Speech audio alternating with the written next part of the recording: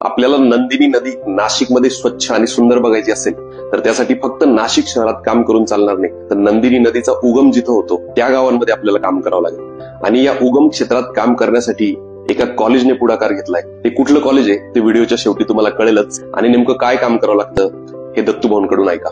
नंदिनी नदीचं जे उगम स्थान आहे सुपात्या डोंगर, त्याची ही पश्चिम दिशेकडील बाजू आहे. एक महत्वाची स्ट्रीम्स या दिशेने वाहते. इथल्या भौगोलिक रचनेमध्ये दगड बऱ्यापैकी उपलब्ध आहेत. आणि आपल्याला काम काय करायचंय माहिती का, की हे जे पाणी वाहते ना वेगाने, याचा फक्त वेग कमी करायचा आहे, जेणेकरून की हे पाणी जमिनीत जास्त प्रमाणात जिरेल, काही प्रमाणात पाणी साचेल. आणि त्याचबरोबर जी अनावश्यक माती नदीकडे नंदिनी नदीकडे वाहून जाते ती मोठ्या प्रमाणात इथं अडवली जाईल.